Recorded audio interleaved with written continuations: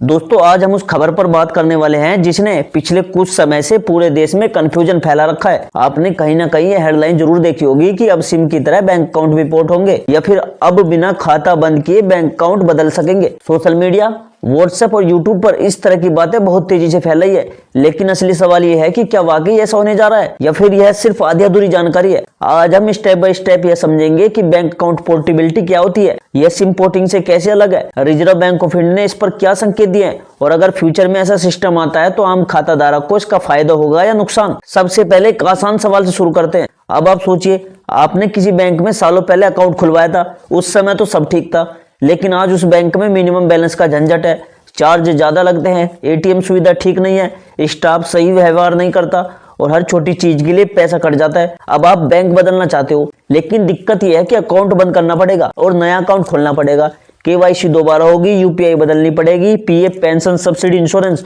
और इन्वेस्टमेंट की सारी डिटेल अपडेट करनी पड़ेगी। यह परेशानी दोस्तों आज करोड़ों लोगों की है और यहीं से बैंक अकाउंट पोर्टेबिलिटी का आइडिया निकलता है। जैसे मोबाइल नंबर पोर्टेबिलिटी में आप कंपनी बदलते हैं ना, लेकिन नंबर वही रहता है, वैसे ही अगर बैंक अकाउंट पोर्ट हो जाए तो आप बैंक बदल सको लेकिन आपका अकाउंट नंबर, ट्रांजैक्शन हिस्ट्री और लिंक सर्विस वही रहे। सुनने में यह बहुत आसान लगता है और बहुत फायदेमंद लगता है, लेकिन बैंकिंग सिस्टम मोबाइल नेटवर्क जितना सिंपल नहीं होता। अब जरा पीछे चलते हैं और समझते हैं कि यह चर्चा शुरू कहां से हुई थी। कुछ समय पहले आरबीआई और सरकार के अलग अलग डॉक्यूमेंट्स, कमिटी डिस्कशन और डिजिटल बैंकिंग रिपोर्ट में यह बात सामने आई कि ग्राहकों को ज्यादा पावर मिलनी चाहिए। बैंक ग्राहकों को मजबूरी में नहीं बल्कि सर्विस के दम पर रोके। इसी कॉन्टेक्स्ट में अकाउंट पोर्टेबिलिटी जैसे कॉन्सेप्ट पर डिस्कशन हुआ, लेकिन डिस्कशन होने और रूल लागू होने में बहुत बड़ा फर्क होता है। दोस्तों अभी तक आरबीआई ने ऐसा कोई फाइनल रूल जारी नहीं किया है जिसमें साफ लिखा हो कि अब बैंक अकाउंट सिम की तरह पोर्ट होंगे। मतलब साफ है, आज की तारीख में बैंक अकाउंट पोर्टिंग लागू नहीं है। यह फ्यूचर ओरिएंटेड कॉन्सेप्ट है जिस पर सोच विचार चल रहा है। अब सवाल आता है कि अगर ऐसा सिस्टम कभी आया तो यह कैसे काम करेगा। बैंक अकाउंट सिर्फ पैसा रखने की जगह नहीं है, यह आपकी पहचान, आपकी इनकम, आपके टैक्स हिस्ट्री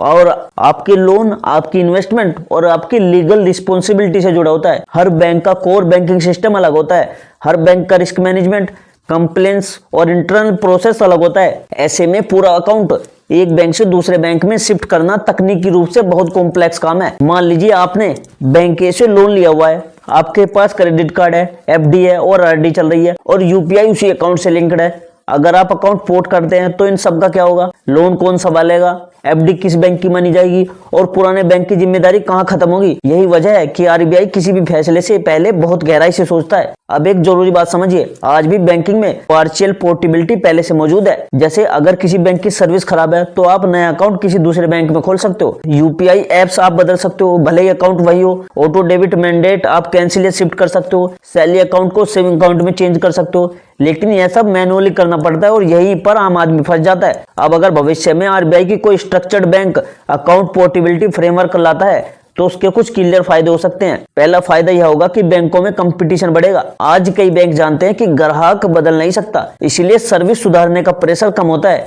लेकिन अगर ग्राहक आसानी से बैंक बदल सके तो हर बैंक को बेहतर सर्विस देनी पड़ेगी। दूसरा फायदा यह होगा कि हिडन चार्जेस कम होंगे। अगर बैंक मनमानी चार्जेस लगाएगा तो ग्राहक सीधे दूसरे बैंक में चला जाएगा, इससे ट्रांसपेरेंसी बढ़ेगी। तीसरा फायदा सीनियर सिटीजन और सैलरी क्लास वालों को होगा। उन्हें बार बार अकाउंट बदलने, केवाईसी कराने और सब्सिडी अपडेट कराने की परेशानी नहीं होगी। लेकिन दोस्तों हर सिक्के के दो पहलू जरूर होते हैं, इसके नुकसान भी हो सकते हैं।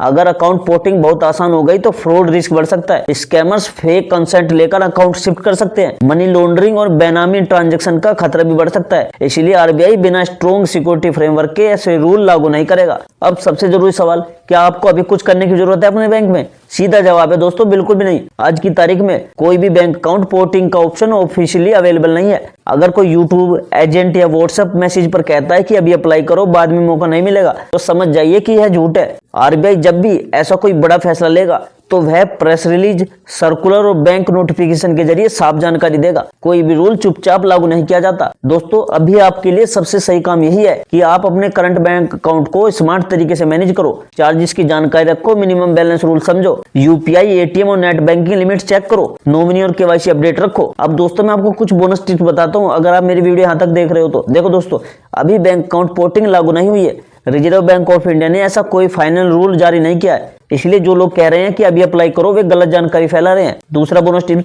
अगर भविष्य में यह सुविधा आती है तो यह धीरे धीरे लागू होगी। पहले लिमिटेड बैंक और लिमिटेड कस्टमर पर टेस्टिंग होगी, उसके बाद ही पूरे देश में इस नियम को लागू किया जाएगा। अब तीसरी बोनस टिप्स, अकाउंट पोर्टिंग की खबरों के बाद फ्रॉड कॉल भी बढ़ सकती है। कोई भी व्यक्ति अगर ओटीपी, एटीएम पिन या कंसेंट मांगे तो समझ जाओ कि वह ठगी की कोशिश कर रहा है। चौथा बोनस टिप्स, आज भी आप बिना अकाउंट पोर्ट किए बैंक बदल सकते हैं। नया अकाउंट खोलकर जैसे सैलरी, पेंशन या सब्सिडी को धीरे धीरे शिफ्ट करना सबसे सेफ तरीका होता है। पांचवा बोनस टिप्स, अगर आपके बैंक में चार्जेस ज्यादा कट रहे हैं तो ब्रांच में जाकर अकाउंट वेरिएशन बदलने की जानकारी लो। कई बार जीरो बैलेंस या बेसिक अकाउंट में कन्वर्जेशन संभव होता है। छठा बोनस टिप्स, दोस्तों सीनियर सिटीजन और पेंशन होल्डर्स को खास सावधानी रखनी चाहिए। अकाउंट पोर्टिंग के नाम पर आने वाले कॉल या मैसेज पर बिल्कुल भी भरोसा मत करना। सातवां बोनस टिप्स, दोस्तों कोई भी बड़ा बैंकिंग रूल अचानक लागू नहीं होता। आरबीआई हमेशा लोगों को समय देता है ताकि वे बिना परेशानी के बदलाव कर सके। और बैंकिंग से जुड़ी सही जानकारी हमेशा बैंक की ऑफिशियल वेबसाइट, ऐप या ब्रांच से ही ले। सोशल मीडिया पर चल रही हर खबर सच नहीं होती।